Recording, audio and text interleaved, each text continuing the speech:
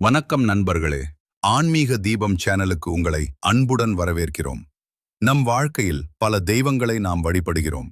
ஆனா எந்த தெய்வத்தை எப்படி வழிபடணும், எந்த நாளில வழிபடணும் என்று நிறைய பேருக்கு குழப்பம் இருக்கும். இன்று அதை பற்றிய தெளிவான தகவலை பார்க்கலாம். அதுக்கு முன்னாடி நம்ம சேனல்ல சப்ஸ்கிரைப் பண்ணிடுங்க. 1. விநாயகர் வழிபாடு. எல்லா தெய்வங்களுக்கும் முன்பாக வணங்க வேண்டியவர் விநாயகர்.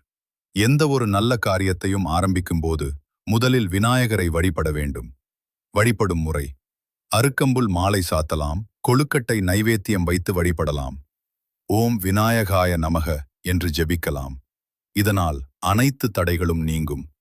2. முருகன் வழிபாடு.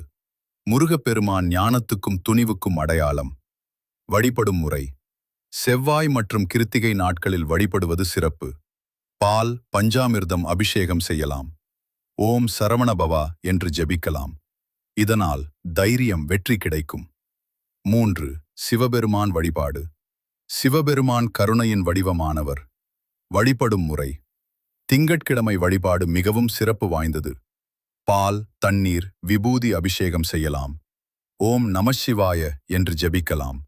இதனால் மன அமைதி மற்றும் பாவ நிவர்த்தி கிடைக்கும். 4. மகாலட்சுமி வழிபாடு. செல்வத்தையும் வளத்தையும் தருபவர் மகாலட்சுமி.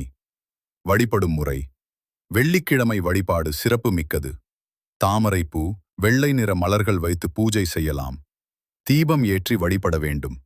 இதனால் பணவரவு மற்றும் வளம் அதிகரிக்கும். 5. சரஸ்வதி வழிபாடு. அறிவுக்கும் கல்விக்கும் தெய்வம் சரஸ்வதி. வழிபடும் முறை: புதன்கிழமை அல்லது நவராத்திரி நாட்களில் வழிபடலாம். வெள்ளை நிற பூக்கள் வைத்து பூஜை செய்யலாம். ஓம் ஐம் சரஸ்வதியை நமக என்று ஜெபிக்கலாம். இதனால் கல்வியில் முன்னேற்றம் கிடைக்கும். இந்த மாதிரி ஒவ்வொரு தெய்வத்தையும் சரியான முறையில் வழிபட்டால் நம் வாழ்க்கையில் நல்ல மாற்றங்கள் கண்டிப்பாக வரும். நம்பிக்கை, பக்தி மற்றும் நேர்மையான மனசு இருந்தா போதும்.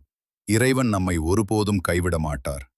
இந்த வீடியோ உங்களுக்கு பயனுள்ளதாக இருந்தால் லைக் பண்ணுங்க, ஷேர் பண்ணுங்க. வேறு தெய்வ வழிபாடுகள் பற்றி தெரிஞ்சுக்கணுமா? கமெண்ட்ல அந்த தெய்வத்தின் பெயரை சொல்லுங்க. பார்ட் 2 உங்களுக்காக வருகிறது. மற்றொரு பதிவில் சந்திப்போம், சிந்திப்போம். நல்லதை நினை, நல்லதை செய், நல்லதே நடக்கும். வணக்கம்.